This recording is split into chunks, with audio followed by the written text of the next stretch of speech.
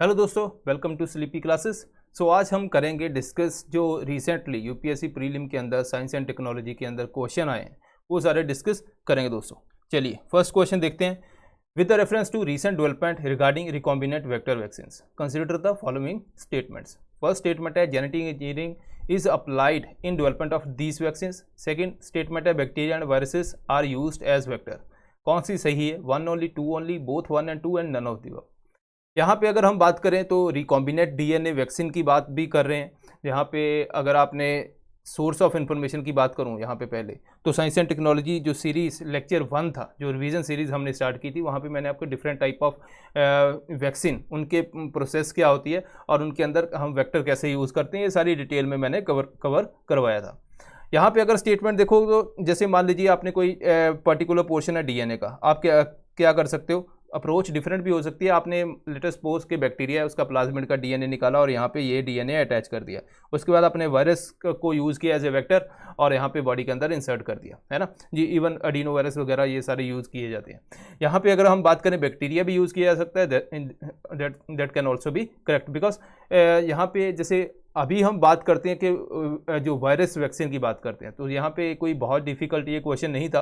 अगर आपने science and technology की जो रिवीजन सीरीज़ 1 है उसको भी एटलीस्ट ध्यान से देखा है, ठीक है, तो वहाँ पे आपके लिए बहुत इजी क्वेश्चन था। हालांकि बहुत से कुछ स्टूडेंट, बहुत भी नहीं, कुछ स्टूडेंट ऐसे थे जिन्होंने बोला कि सर इतनी डिटेल में यूपीएससी नहीं पूछती, तो आप थोड़ा सा ऊपर से करवाओ। देखो दोस्तों, आपने इतनी मेहनत भी की, ऊपर से पढ़ भी लिया और वहाँ पे एग्जाम में आपके क्वेश्चन ऊपर से निकल गया, क्या फ़ायदा, है ना। क्वेश्चन यूपीएससी जिस कंटेक्स्ट के अंदर पूछती है तो हमें कोशिश करनी है कि उसी कंटेक्स्ट में पढ़ें, चाहे हमें मज़ा आए ना आए, है ना, उसके अंदर, लेकिन हमें यूपीएससी के हिसाब से पढ़ना है। तो ये आपने ध्यान रखना है, ठीक है दोस्तों, क्योंकि अदरवाइज आपने टाइम भी लगा दिया, उसके बाद क्वेश्चन भी नहीं सॉल्व हुआ तो फायदा क्या। यहाँ पे सेकंड क्वेश्चन देखते हैं। In context of hereditary disease consider the following statement. Passing on mitochondrial disease from parent to child can be prevented by mitochondrial replacement therapy either before or after in vitro fertilisation. Child inherit mitochondrial disease entirely from mother not from father. कौन सी correct है? One only, two only, both one and two, neither one and two. अगर हम बात करें यहाँ पे तो दोनों स्टेटमेंट यहाँ पे करेक्ट हैं। डीएनडी 23 अप्रैल, तो 22 अप्रैल को किसी स्टूडेंट ने बोला कि सर 3 पेरेंट बेबी के बारे में करवा दो कवर, तो मैंने वो डायग्राम वगैरह बना के आपको दिखाया था स्टार्टिंग के अंदर, ठीक है जी। अब यहाँ पे के जो जैसे मान लीजिए मदर का जो माइटोकॉन्ड्रिया है वो डिफेक्टिव है ना, वो बहुत एनर्जी देता है हमारी बॉडी को। अगर आपका डिफेक्टिव माइटोकॉन्ड्रिया है तो आपके जो वाइटल ऑर्गन्स हैं उनको एनर्जी इतनी मिल नहीं पाएगी। यहाँ पे हम क्या करते हैं, जैसे एक मदर है, इसका हमें एग चाहिए तो एग ले लिया, लेकिन इसका माइटोकॉन्ड्रिया जो है वो डिफेक्टिव है तो हम नहीं यूज़ करते। एक डोनर मदर लेते हैं, उसका माइटोकॉन्ड्रिया ले लेते हैं, उसका न्यूक्लियस जो है वो बाहर निकाल देते हैं। तो ये वाला सारा वहाँ पे फिक्स करके उसके बाद जो स्पर्म से फर्टिलाइजेशन करवा देते हैं, ठीक है दोस्तों। अब यहाँ पे क्या होता है कि माइटोकॉन्ड्रिया उसका निकल गया। दूसरी बात, अब क्या मेल का माइटोकॉन्ड्रिया जब फर्टिलाइजेशन होती है वहाँ पे डिस्ट्रॉय हो जाता है। Even you can also do it after fertilisation, उसके बाद भी आप माइटोकॉन्ड्रिया को रिप्लेस कर सकते हैं। यहाँ पे अगर हम बात करें तो खैर यहाँ पे डीएनडी के अंदर तो मैंने बहुत ज़्यादा डिटेल में नहीं करवाया, लेकिन साइंस एंड टेक के मॉड्यूल के अंदर हम डिटेल में इसको पढ़ते हैं, ठीक है जी। अब यहाँ पे बात करते हैं कि ये क्वेश्चन यूपीएससी ने डाला भी क्यों गया है। देखो यहाँ पे एक डिबेट थी, वो बोलते हैं कि अब चाइल्ड का पेरेंट कौन होगा, है ना, कि भाई डोनर मदर है, उसके अंदर भी थोड़ा बहुत डीएनए है सिंगल डिजिट परसेंटेज के अंदर जो माइटोकॉन्ड्रिया से बच्चे के अंदर जा रहा है, क्या वो उसकी मदर होगी? तो क्लेम करना मुश्किल है, इसलिए बोला गया एथिकली नहीं है। लेकिन यहाँ पे दूसरी बात है कि अब लास्ट ईयर क्वेश्चन पूछा था प्रो न्यूक्लियस के ऊपर, यहाँ पे पूछा गया माइटोकॉन्ड्रिया पूरी प्रोसेस के ऊपर, तो वहाँ पे भी 3 पेरेंट बेबी के ऊपर क्वेश्चन था। यहाँ पे भी अगर आप 2016 से जो भी साइंस एंड टेक के क्वेश्चन आए हैं उनके जो टॉपिक, मतलब जिस टॉपिक के ऊपर पूछे गए हैं वो टॉपिक को आपने विद अपडेशन, मतलब जो करंट अपडेशन उसके अंदर हुई है उसके कंटेक्स्ट के अंदर आप कवर करोगे तो आप इजीली बहुत से क्वेश्चन यूपीएससी के सॉल्व कर सकते हो। ऑफ कोर्स के अब जब कोविड आया तो कोविड के क्वेश्चन पहले नहीं आए होंगे, है ना, तो वो एक नई चीज़ है। अदरवाइज आपको क्वेश्चन बहुत सारे, अगर वो टॉपिक आपने पूरे कवर किए हैं तो आपको डेफिनेटली ये क्वेश्चन मिलेंगे दोस्तों।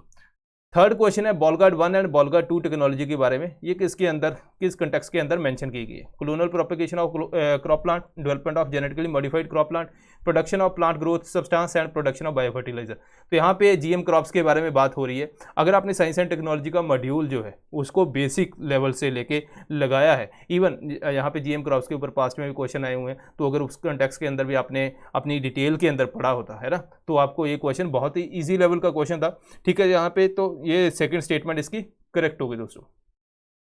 फोर्थ क्वेश्चन देखते हैं, इन operation cooker the temperature at which food is cooked depend mainly upon which of the following.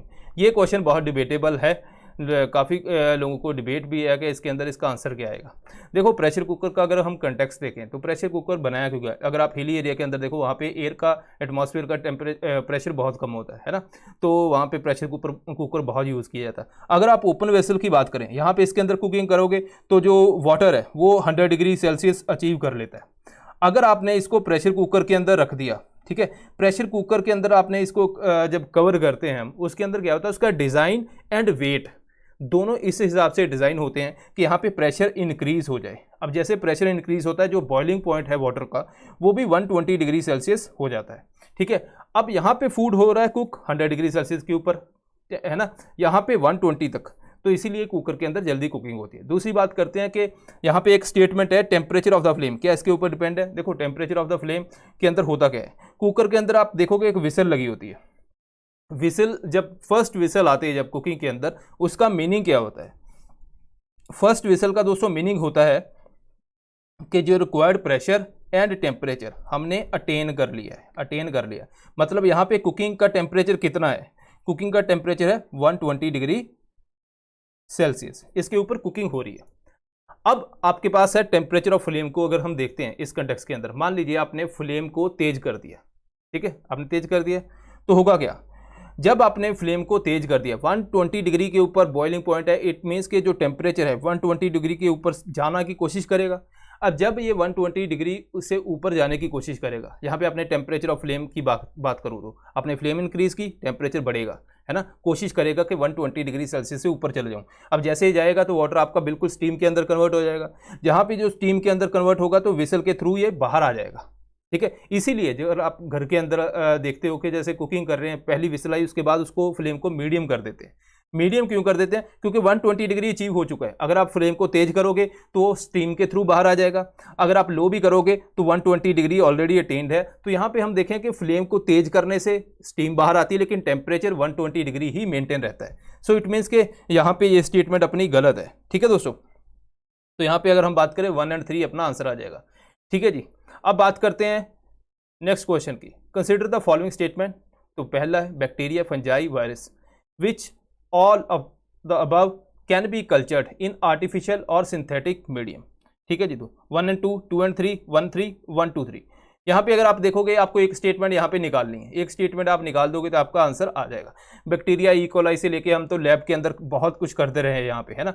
Fungi के अंदर आप थोड़ा बहुत कंफ्यूज हो सकते हो, लेकिन वायरस अगर आपने डीएनडी के अंदर यहाँ पे जो लेक्चर नंबर मैं आपको बता देता हूँ, कोविड सीरीज 1 जो थी 18 मई को मैंने करवाई थी, वहाँ पे मैंने एक टॉपिक करवाया था प्रॉपर्टीज ऑफ वायरस। ठीक है, वहाँ पे मैंने बताया था कि वायरस को हम ना लिविंग के अंदर लेते हैं ना नॉन लिविंग के अंदर लेते हैं। वायरस जो है वो बॉडी से बाहर जो है नॉन लिविंग, मैंने बैक्टीरिया और वायरस के डिफरेंसेस करवाए थे कि क्या इनके अंदर फर्क होता है।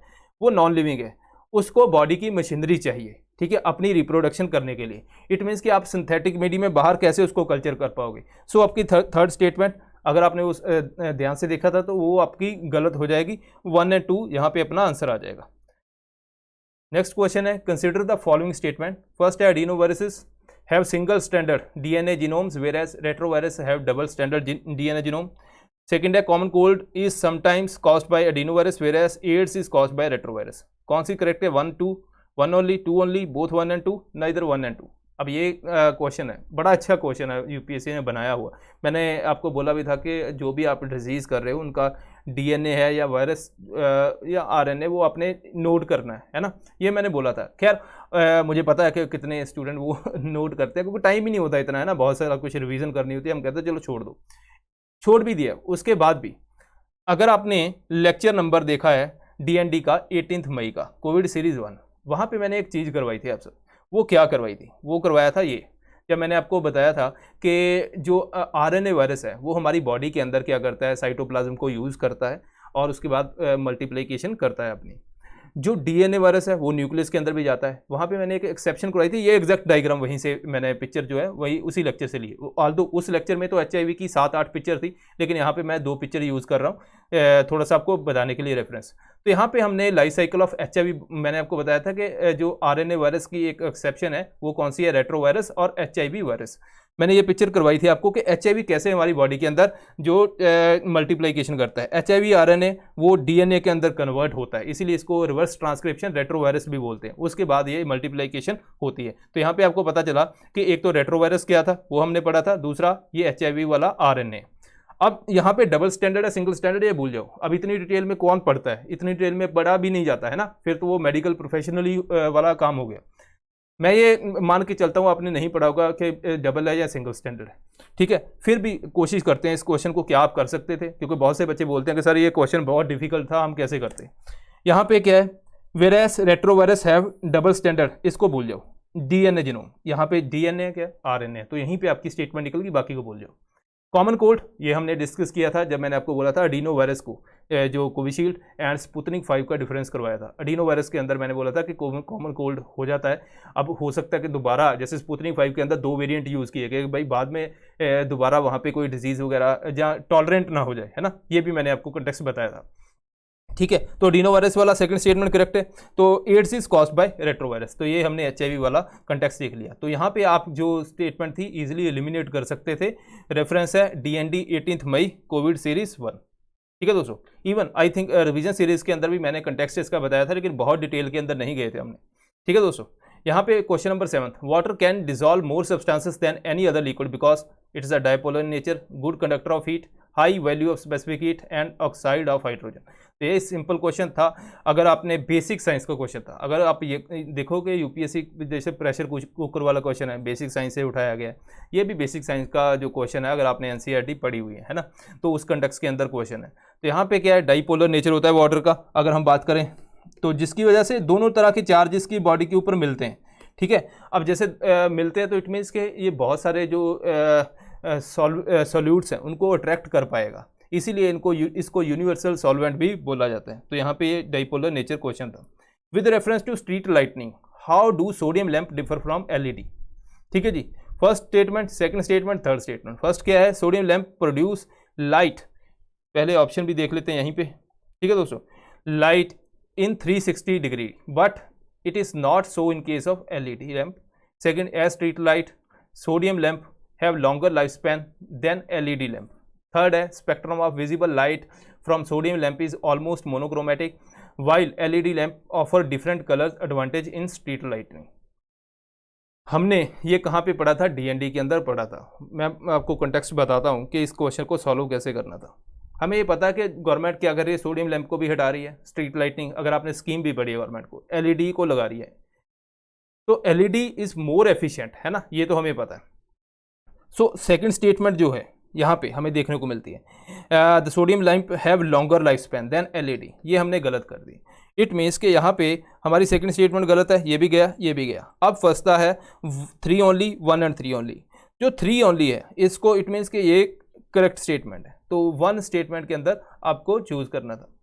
यहाँ पे अगर हम बात करें नॉर्मल सोडियम लैंप की, अगर आपने स्ट्रीट के ऊपर भी देखे हुए हैं, तो वहाँ पे उसका कंटेक्स्ट जो है वो लाइट हर जगह के ऊपर जाती है, तो उसको 360 डिग्री कंटेक्स्ट के अंदर बोला गया। LED जो है अराउंड 180 डिग्री तक करती है। अगर आपने LED भी देखी हुई है तो उसकी आप लाइट देखोगे वो थोड़ी सी डायरेक्शनल रहती है as compare to sodium lamp. Sodium lamp तो एक जैसे अपना दिया जलता है ना, वैसे ही एक उसका कंटेक्स्ट लिया जाता है।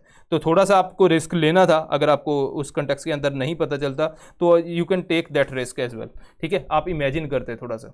अगर हम सोर्स ऑफ इंफॉर्मेशन की बात करें तो यहाँ पे 5 मार्च को DND के अंदर मैंने normal bulb, CFL and LED के कंटेक्स्ट के अंदर ये चीज़ आपको बताई थी। तो यहाँ पे ये वाली स्टेटमेंट अपनी वहाँ से सॉल्व होती थी। इसके अलावा 19 अप्रैल को मैंने बताया था वाइट पेंट जो होता है वहाँ पे आपको सारे कलर देखने को मिलते हैं, या ये था वहाँ की एग्जैक्ट वर्डिंग PPT की। This means the entire spectrum of these coloured wavelength if reflected from the surface, ठीक है। वाइट कलर हम नोटिस करते हैं, तो वाइट कलर के अंदर सारे स्पेक्ट्रम के कलर हमें देखने को मिलते हैं। अगर थर्ड स्टेटमेंट भी देखें तो सिग्निफिकेंट कलर एडवांटेज होती है, तो इट मीन्स कि अगर आपको मान लीजिए सेकंड का नहीं श्योर था तो यहाँ पे थर्ड के अंदर सोडियम लैंप आपको पता है येलोइश कलर के होते हैं, तो यहाँ पे आपको थर्ड स्टेटमेंट के कंटेक्स्ट के अंदर भी पता चल जाता कि यहाँ पे जो सेकंड स्टेटमेंट है ये भी बिल्कुल गलत है, थोड़ा सा श्योरिटी के लिए। लेकिन तब भी आपको दो स्टेटमेंट के अंदर आप फंसते, वहाँ पे आपको थोड़ा सा जो अपने आसपास चीज़ें हम देखते हैं उस कंटेक्स्ट के अंदर हमें देखना पड़ता है इस क्वेश्चन को थोड़ा सॉल्व करने के लिए। तो एग्जैक्टली जो हमने पढ़ाया, ये पढ़ाया कहाँ से था कि भाई LED for all government scheme आ रही है ना, वहाँ पे उसी कंटेक्स्ट के अंदर हमने सोचा कि यूपीएससी बेसिक क्या पूछ सकती है इस कंटेक्स्ट के अंदर, तो इसीलिए हमने ऐसा चाहिए न्यूज़ में नहीं था लेकिन फिर भी हमने ये चीज़ करवाई थी क्योंकि हमें लगता था कि ये क्वेश्चन पूछा जा सकता है। इसके अलावा ब्लैक कलर क्यों होता है, ग्रीन कलर क्यों होता है, वाइट कलर क्यों होता है, कैसे फॉर्म होता है, ये 19 अप्रैल के अंदर मैंने आपको करवाया था।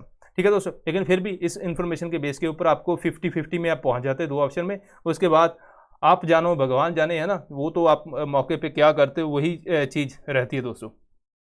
ठीक है दोस्तों, अब 9th question, the term ACE2 talked about in context of genes introduce in genetically modified crop plants, development of India's own satellite navigation system, radio collar for wild life tracking, spread of viral disease.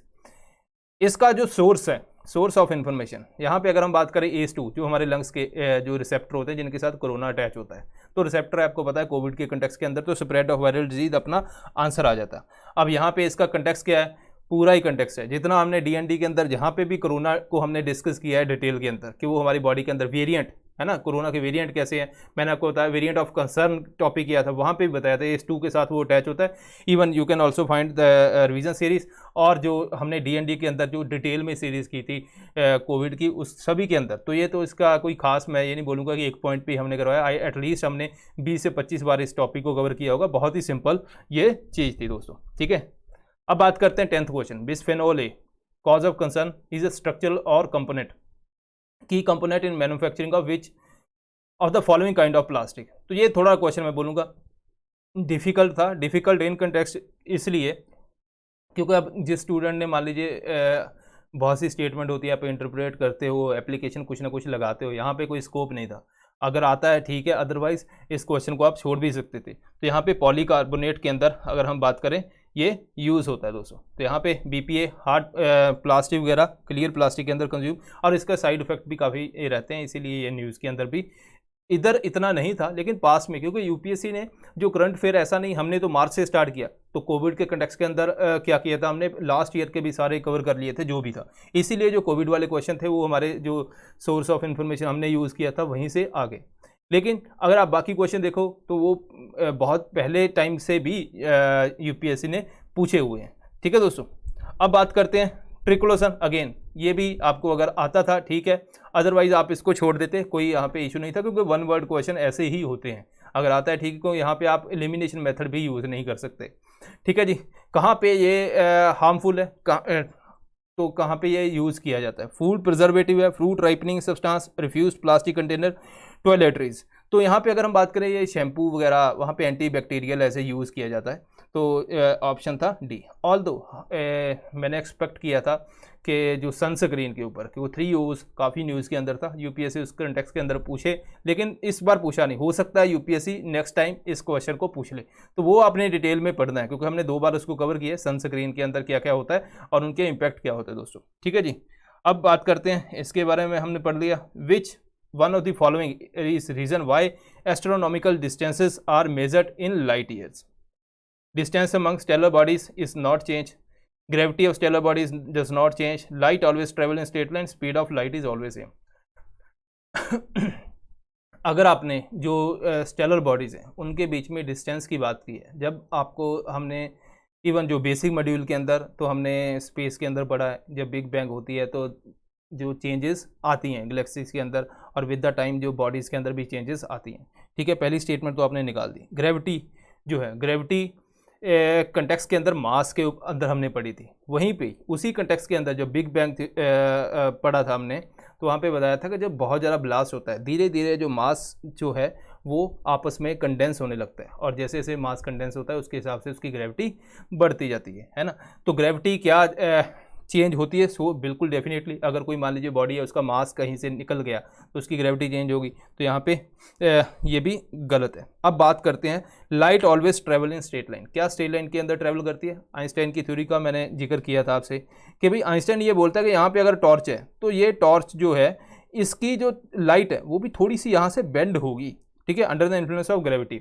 हालांकि ये हमें अर्थ के ऊपर observe हम कर नहीं पाते, हमें लगता है सीधी डायरेक्ट टॉर्च जो लाइट जा रही है। इवन इसके अलावा अगर आप ग्रेविटेशनल लेंसिंग देखोगे, है ना, अगर कोई बॉडी है उसकी ग्रेविटेशन है, तो जैसे मान लीजिए यहाँ पे कोई स्टार है, यहाँ पे इसकी लाइट आ रही है, अब ये ग्रेविटेशन की वजह से ऐसे थोड़ी सी मूव करती है इसके, तो हमें ये चीज़ ऑब्जर्व करने के लिए यहाँ पे देखने को मिलती है। ये भी एक कंटेक्स्ट है।